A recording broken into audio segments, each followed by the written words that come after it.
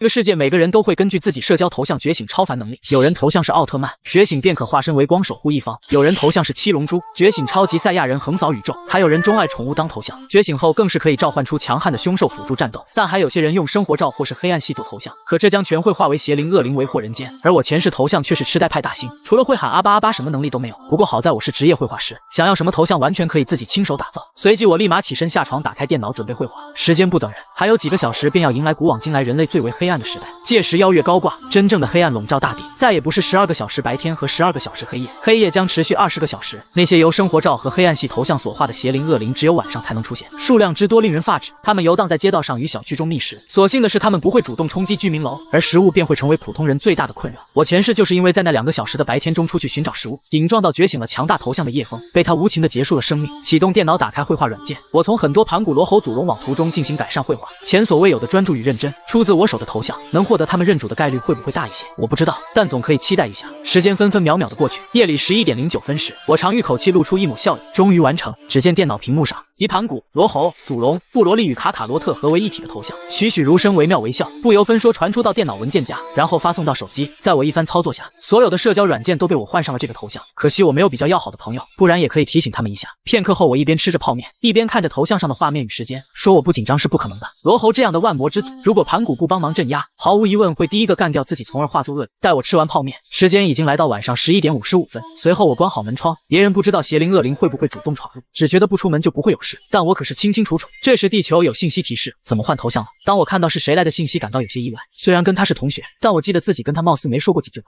我只是看了一眼，看到他的头像并非是生活照，并没有回信息，不然同学一场也可以提醒一下。但想了想，我还是回道没什么，如果接下来有什么暴动，想活命就关好门窗，躲在房间别乱跑。回完信息，我不再去看对方回了什么，而是来到窗旁欣赏着最后一眼这座美丽繁华的城市上都，号称龙国第2首都，但身为宅男的我却不曾游玩过。距离14号0点的倒计时只剩最后的30秒，在这一刻我的心态忽然变得很是平静，都死过一次了，还有什么好怕的呢？无外乎再死一次。倒计时最后5秒，5、4、3、2。10月3号0点整，一道撕开夜幕的血色闪电，伴随着一道仿佛末日丧钟的雷声响彻，妖艳血光照亮整个夜半球。原本看不到月亮的夜空，一轮妖异至极的血月高挂域外，照拂人间。惊吓的无数还在睡梦中人醒来，拿起手机查看时间。而就在他们拿起手机的刹那，屏幕上忽然散发炽盛的光芒，猛地照入其眉心处，使之昏厥过去，不省人事。但也有人的手机照耀出血色光芒，仿佛有厉鬼在咆哮，瞬间化作一个浑身冒着血雾狰狞阴森的灵体怪物。在手机主人还未反应过来时，张开血盆大口咬住其脑袋，然后像是喝珍珠奶茶般猛地一吸。这些都是使用生活照头像显化出来的邪灵，全世界不知有多少人用的是这种头像。在这一刻，无不化作狰狞阴森宛若厉鬼的邪灵出现，甚至于有些邪灵恶灵凭空出现，这些都是被人遗弃账号头像所形成的。更让人绝望的是，那些用恶魔当做头像的人，头像纷纷化作恶魔从手机里爬出，桀桀怪笑着吞噬账号的主人。这是黑暗系列头像所化作的恶灵，如果能被他们看中，他们也会认你为主，给予宿主强大的力量，但很少能得到他们认主者。龙国上都这座不夜城，在这个夜晚无数凄厉的惨叫响彻，而我所在的公寓内，此刻我早已昏厥过去，但意识却出现在一个混沌空间内。在这个混沌空间，我看着眼前的一幕非常的震撼，在我面前矗立着4尊顶天立地像是活物般的雕像，正是盘古、罗侯、祖龙合体战士卡卡罗利。这看得我一阵发呆，前世我都未曾听说过这种情况，难道说是因为自己亲手把他们绘画出来的缘故？毫不夸张地说，我绘画出来的这个头像是绝对的原创，更是唯一。而我亲手绘画的盘古，并非网图或者游戏中满身肌肉粗犷的盘古，而是一位白衣似雪、身姿修长伟岸、不怒自威的神武男子。罗侯黑衣如渊，身姿挺拔，背负魔渊统摄万魔。祖龙龙衣遮体，银发如瀑，被生意金翼银双龙。卡卡罗利龙珠中卡卡罗特与布罗利的合体，发丝绿蓝之色相嵌，目光如电，战意无边。我稍微平复了一番心情，到底要怎样才能融合他们？想了想，我上前触摸合体战士卡卡罗利的雕像，当我的手触碰至雕像的刹那，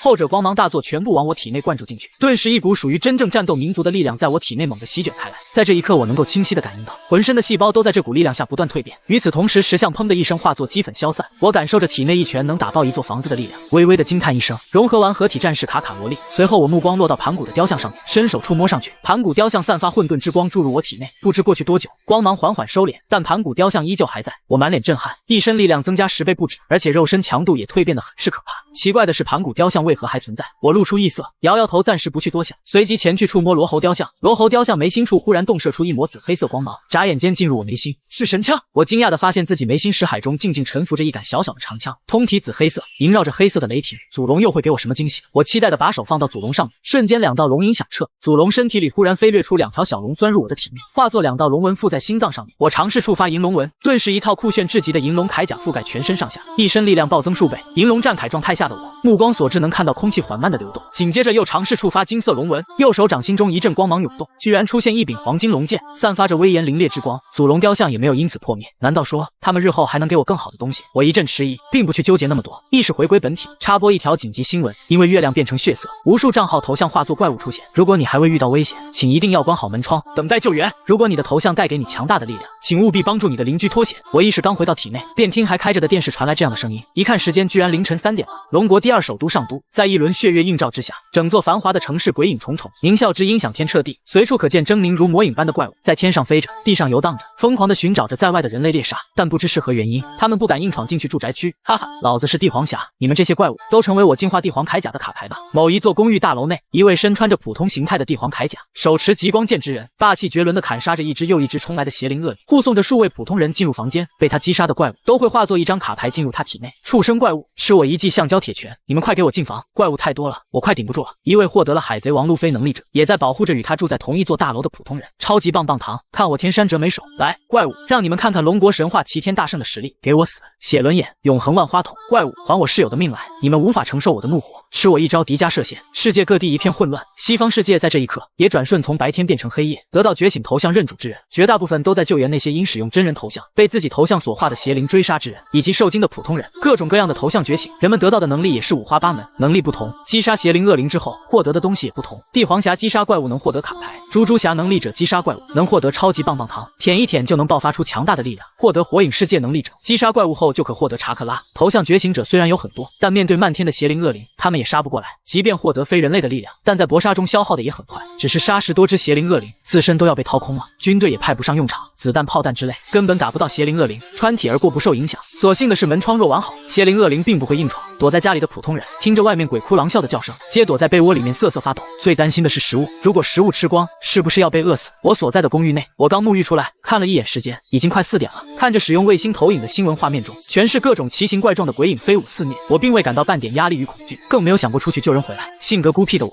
只身一人早成习惯，以前一直活在自己的世界里，以后也不会改变。救人什么的都去见过，提升实力，活下去才是最重要的。我刚穿好衣服，正准备出去猎杀怪物，这时窗户外传来一阵敲击的声音，我冷笑一声，来到窗户前扯开窗帘，顿时一只长着6个狰狞脑袋，像是壁虎般的东西映入眼帘，发出刺耳难听的嘎嘎怪响，6双血色的眼睛死死盯着窗户内的我。要在上一世定会被吓到半死，但现在拥有一身强悍无敌的实力，我镇定自若，反而像是看猎物望着窗户外的怪物，打量后者一眼。我打开窗户，窗户一开，壁虎般的狰狞怪物便张开血盆大口扑进来，目标很明确，是我的脑袋，死吧！我冷笑一声，弹指间激射出一道杀气，这道气刚接触到怪物，后者便如气球般爆碎开来，掉落一颗乳白色晶石。听说获得什么能力，击杀怪物后所能获得的东西都不一样，这颗乳白色晶石难道就是能提升我实力的东西？我招手间那一枚怪物所化的晶石就落入到我掌心中，掂量了一番，我有些迟疑，该怎么使用？难道要收入混沌空间？念及此，我沟通混沌空间，将手中这枚晶石送进去。晶石刚入混沌空间，便啪的一声爆碎，化作丝丝缕缕的混沌本源消散。我能清晰地感受到，随着晶石爆碎，肉身力量强度与体内的战斗细胞蕴含的气增加了一丝丝，虽然很少很少，但的确是增加了。有意思，这就好办了。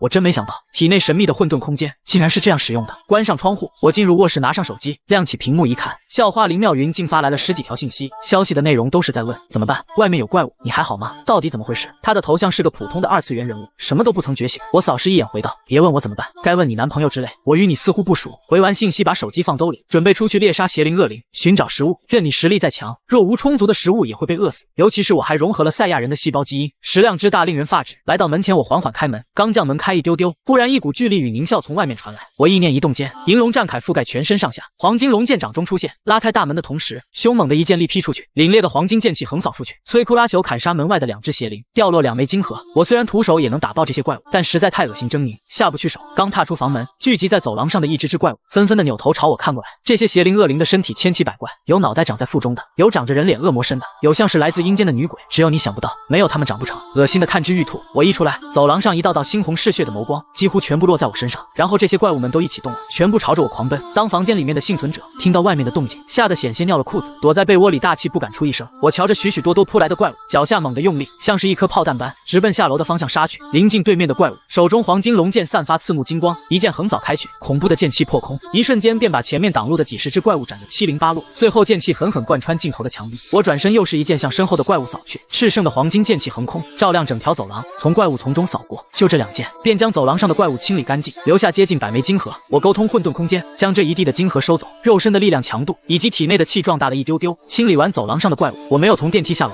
而是从楼梯。这里是9楼，能上到这里的怪物，绝大部分都能飞，或者拥有攀爬能力的。快进房间啊你们，老子要顶不住了！我刚下到5楼，便听到走廊上一阵大吼声、打斗声，怪物的嘶吼声传来。出来一看，只见许多位觉醒者正保护着一群普通人寻找完好的房间入住。几百只拥有飞行能力的怪物不断的嚎叫着扑杀他们。我看到了一位女孩，她拥有的能力好像是赤瞳之眼，艾斯德斯的能力，举手投足间锋利的冰刺贯穿好几只怪物身体。我看他们如此艰难，随手挥出数道黄金剑气，砍杀20-30只怪物。谁？突如其来的强大攻击，瞧得几位觉醒者露出喜色，纷纷的朝见气袭来处看去，但却不见人影，反而是那些乳白色金河朝着楼道方向飞去。我习惯了一个人，并不想出什么风头，活下去才是最重要的。整座公寓大楼遍布着怪物，我不断的击杀怪物，闯出这座公寓大楼，朝着附近最大的超市过去，随时会断电断水，食物和水很重要。离开公寓大楼，再也没有掩体做掩护，我刚出来便被无数的怪物盯上，争先恐后蜂拥着朝我扑去，数量成百上千多的让人头皮发麻。我并没有恋战，直朝附近的大型超市杀去。夜晚敢这么只身一人出来，怕只有我敢这么做了吧？我一剑劈杀数只怪物，感受着体内因吸收金河不断壮大的力量，屠杀的是愈发凶猛。就在我即将杀到那家超市时，高空之上忽然传来一道狂暴的大吼，抬头一看，我瞳孔一阵收缩，那是一头长着一对黑色羽翼的3头地狱火鸟。我曾在网上见过这种图片，毫无疑问，这头地狱火鸟是某个人账号的头像所画的恶灵，恶灵远比邪灵厉害，而且还会口吐人言。这个人类是我的，你们这些废物都给我滚！地狱火鸟一声咆哮，恐怖的凶威浩浩荡荡，驱赶这方大地高空上的邪灵。在他这一吼之下，无数邪灵仓皇而逃。人类死！